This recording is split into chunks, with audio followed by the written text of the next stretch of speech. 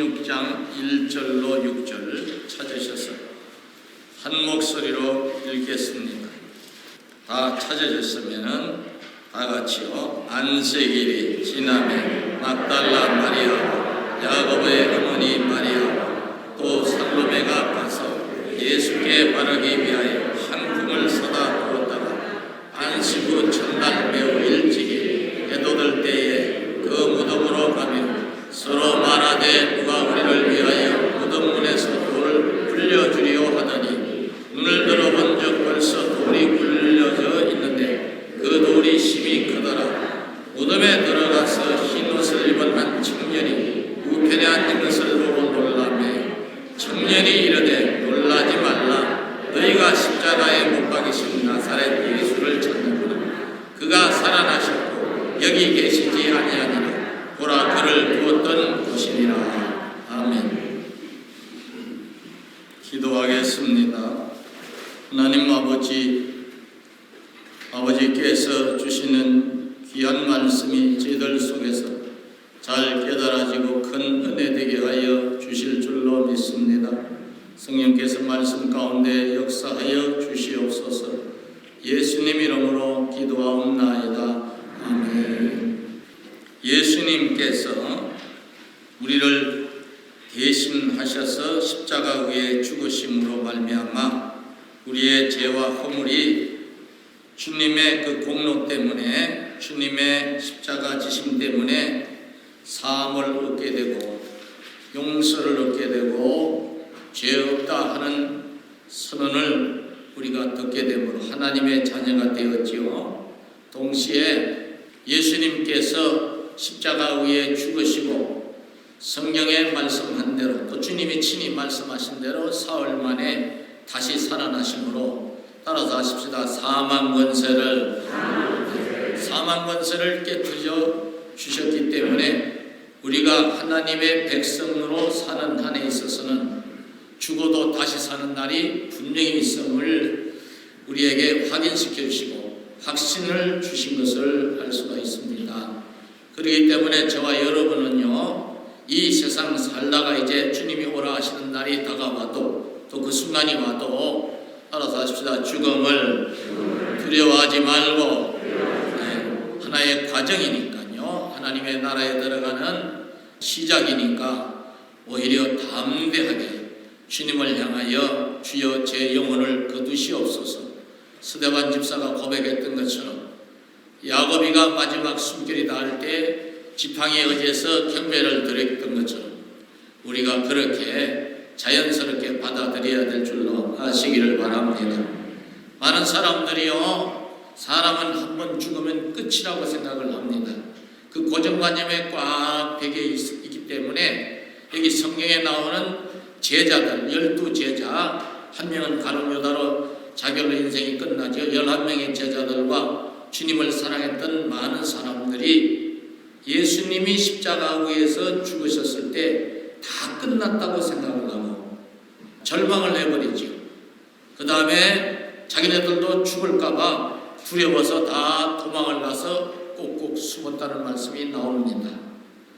예수님이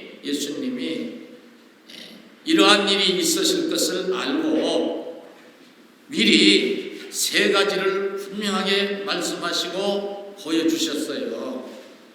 첫 번째는 말씀으로 여러 번 이제 거듭해서 제자들과 성도들에게, 그 당시 사람들에게 내가 반드시 고난을 받지만은 반드시 3일에 살아나서 너희들보다 먼저 갈릴리로 갈 것이다 말씀을 해 주셨어요. 그리고 성경을 인용해서도 말씀을 해 주셨어요. 그게 첫 번째 증거예요. 두 번째 증거가 뭐냐 하면은요, 하나님의 백성은 죽어도 다시 살 수 있다는 것을, 분명히 산다는 것을 예수님이 공생의 기간 동안에 여러 사람을 살려주시는 것을 통해서 죽어도 다시 사는 부활의 역사가 있을 것을 보여주신 겁니다. 체험시켜 주신 거예요. 3명이 나옵니다. 예수님이 살리신 사람들이요. 순서가 성경 순서대로 아니더라도 이해하고 들어보세요. 첫 번째가 나인성 과부의 아들, 두 번째가 배당장 야이로의 딸, 세 번째가 마리아와 마르다의 오라버니 오빠였던 나사로지요. 근데 이 사람들이 분명히 죽어서 나사로 같은 경우에는요 죽은 지 나흘이나 되었다는 말씀이 나옵니다. 장례식을 치르고 무덤 속에 들어가 있는 자가 나사로야 나오너라 할 때 나사로가 배를 온몸에 배 세마포 조각이지요 동인체로 저벅저벅 걸어 나왔다는 말씀이 성경에 있어요. 믿으시기 바랍니다. 해당장 야이로의 딸이 분명히 죽었어요. 주님이 가셔서 죽은 것이 아니라 잔다 내가 깨우러 왔다 말씀을 하시면서 소녀야 일어나거라 할 때 그 여자아이가 눈을 번쩍 뜨고 일어난 이야기가 성경에 나옵니다. 성경은 거짓이 없는 하나님의 말씀이에요. 역사적 기록이기도 하죠. 소녀가 살아나는 것이 지어낸 이야기다 사실이다. 여러분과 제가 사실로 받아들이고 믿어야 될 줄로 아시기 바랍니다. 나이성 과부의 아들 혼자 사는 여인네가 아들 하나 의지하고 살았겠지요. 그 아들이 식목의 생태 같은 아들이 어느 날 갑자기 시름시름 앓다가 죽어버렸어. 얼마나 가슴이 미어지겠어요. 외로우니 홀로 된 여인이 끄이끄이 하고 울면서 장례식을 치르러 가는 도중에 주님이 만나셔서 그 관을 뚜껑을 여시고 청년을 이렇게 세우실 때에 사람들이 다 보고 놀랬겠지요. 그러나 금방 잊어버린 거예요. 제자들도 잊어버렸다 이 말이에요. 이렇게 세 사람을 분명히 죽었는데 사람들 다 죽은 것을 확인하고 인정했는데 장례식을까지 치렀는데 살려주시는 걸 통해 예수 그리스도 안에서 죽어도 다시 사는 부활의 역사가 있는 것을 보여주시고 당신이 그 부활의 첫 열매로서 이제 십자가 위에서 죽으시고 살아나실 것을 보여주신 거예요. 그 다음에 세 번째 증거가 있어요. 그것이 변화산의 기적입니다. 변화산의 놀라운 체험이에요.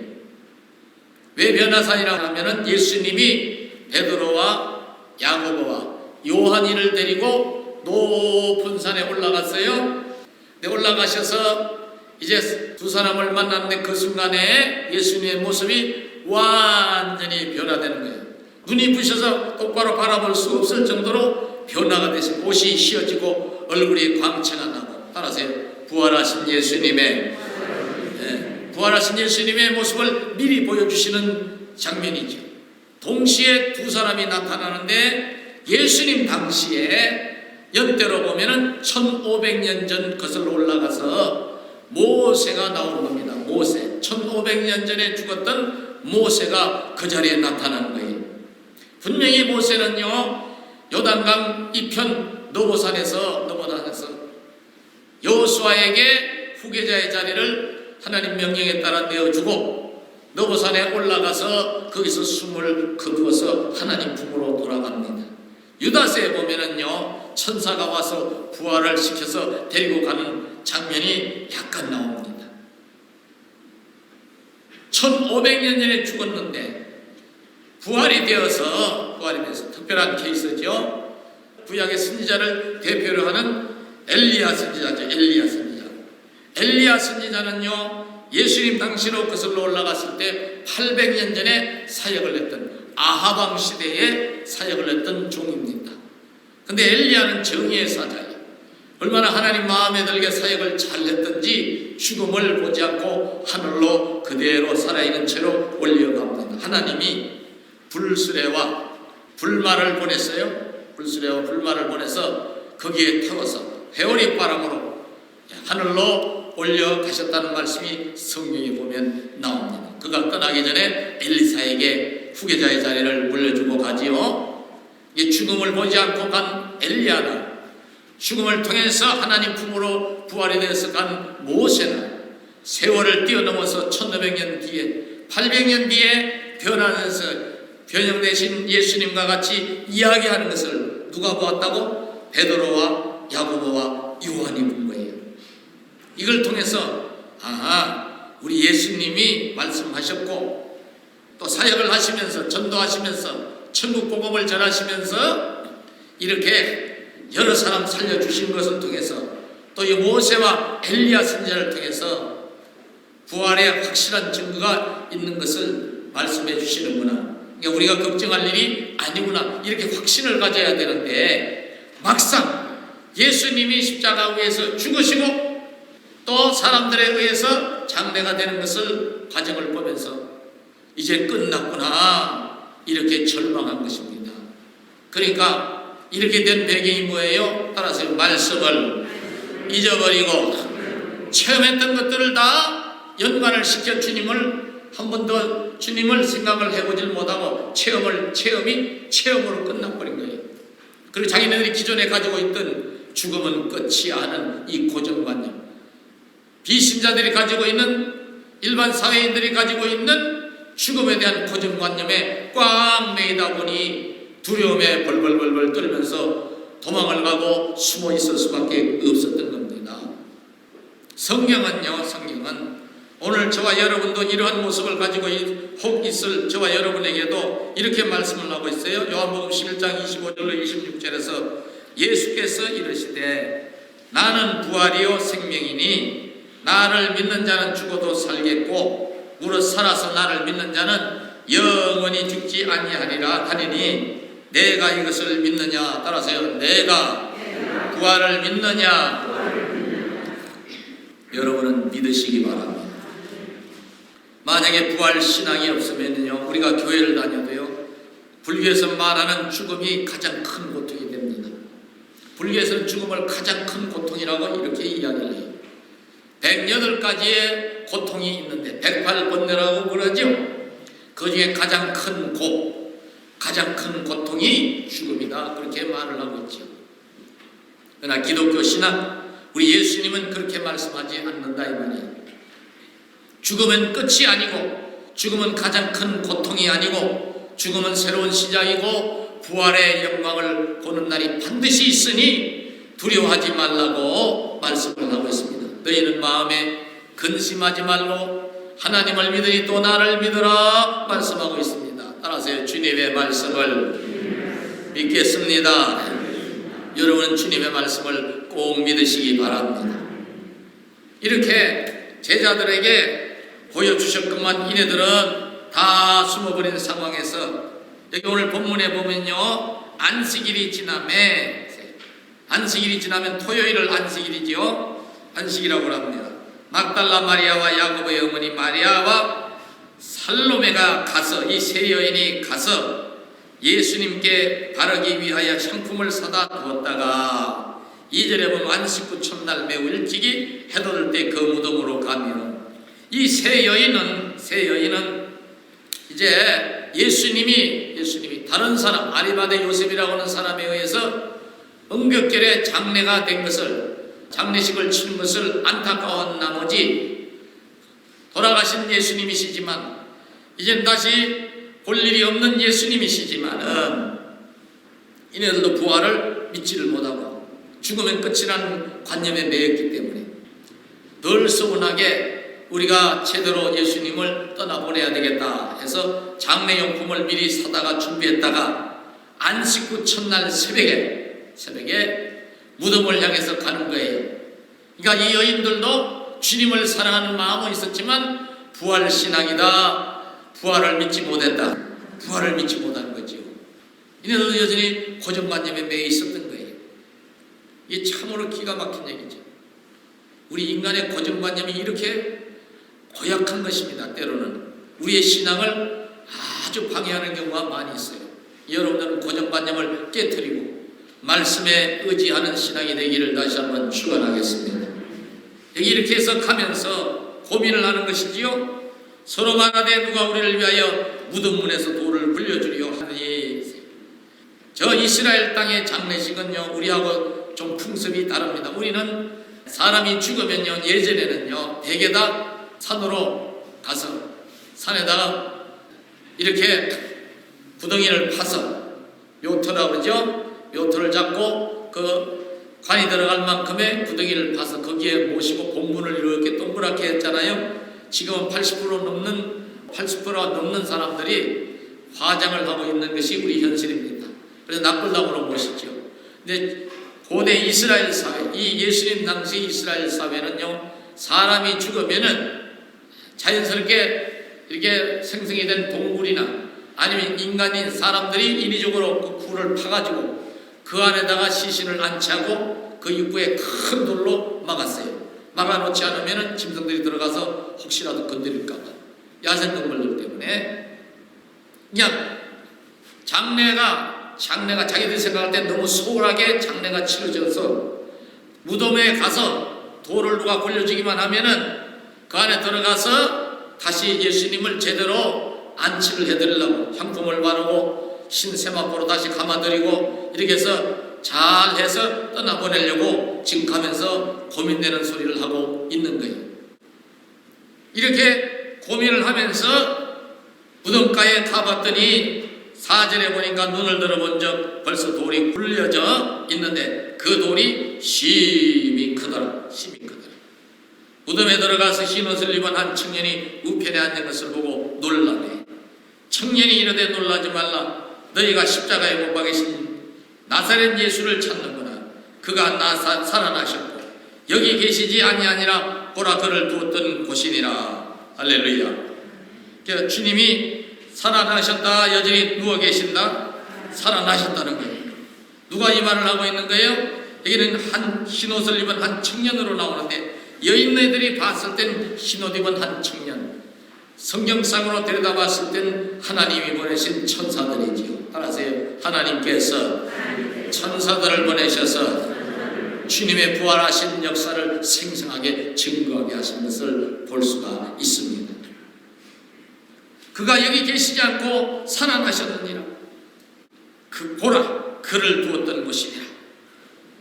가서 그의 제자들과 베드로에게 이르기를 예수께서 너희보다 먼저 갈릴리로 가시나니 전에 너희에게 말씀하신 대로 너희가 거기서 배우리라 하라 하는지라. 천사들이 이 말을 전해주지요.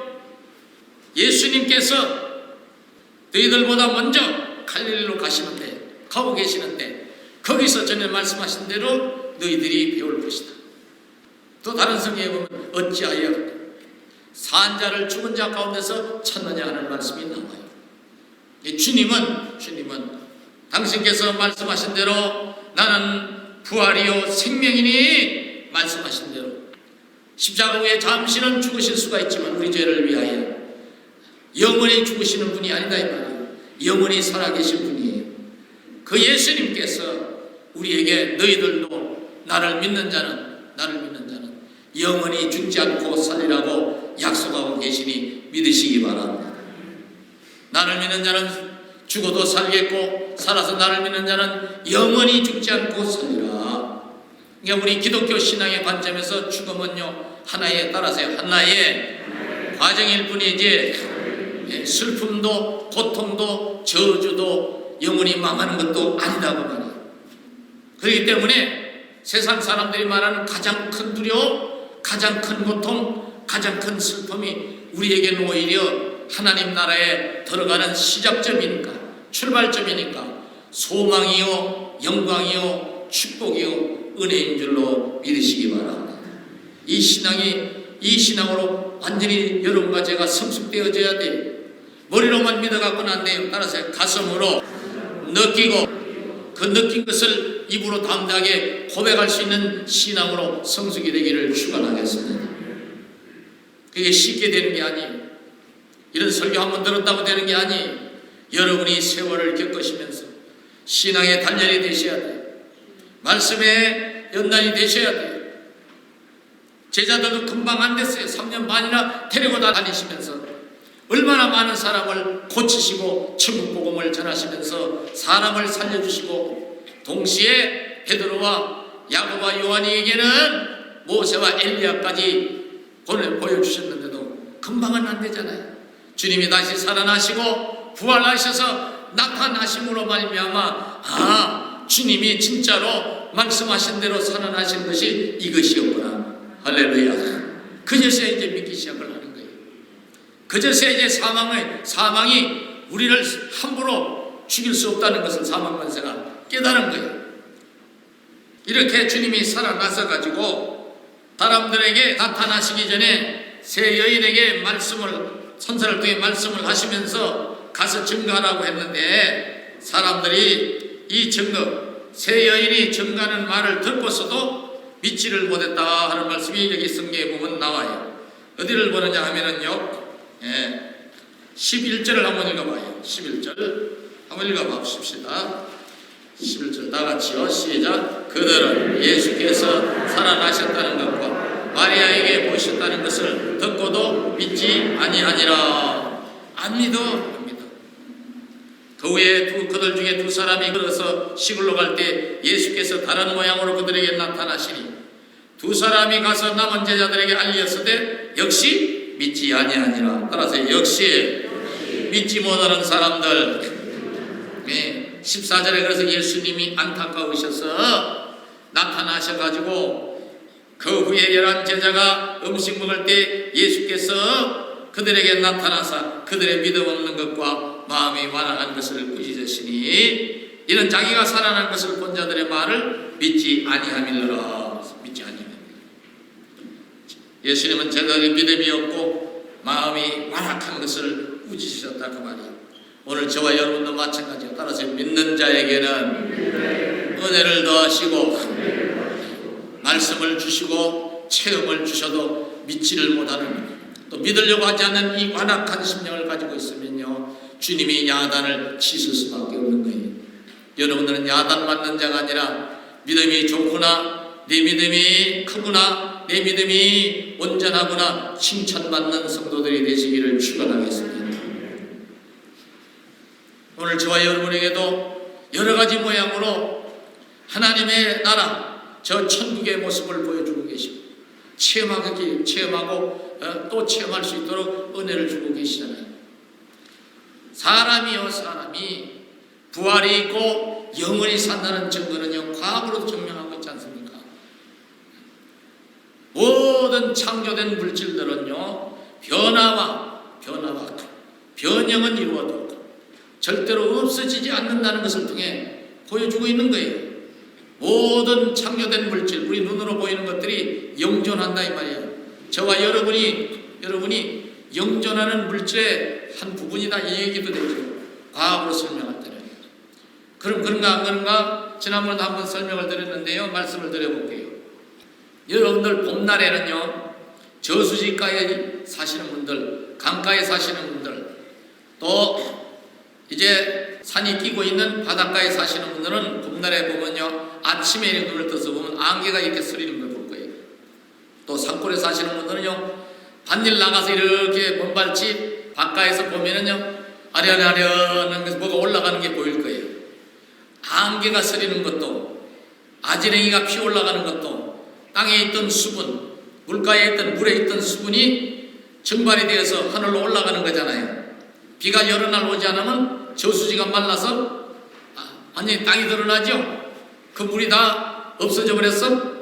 없어진 게 아니라 어디로 올라갔어? 하늘로 올라간 거예요. 하늘. 공중으로 올라갔죠.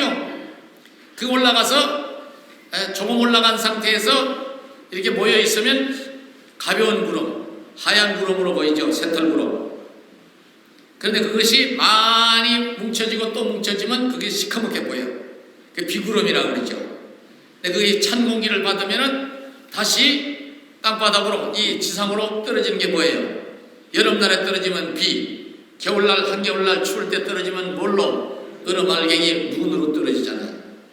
그럼 그것이 다시 산에 떨어져도, 계곡에 떨어져도, 개울에 떨어져도 그것이 어떤 모양을 이뤄?